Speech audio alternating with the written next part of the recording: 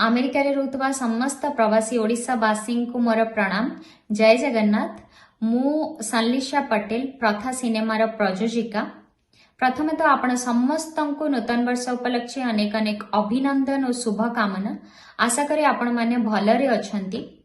ओडिया भाषा संस्कृति को देश विदेश रे पहुंचेवा पई ओडिया सिनेमा प्रथा को आमे 28 जनवरी हार्टफोर्ड कनेक्टिकट रे दिन 2:30 रे रिलीज करिया पई जाउछु।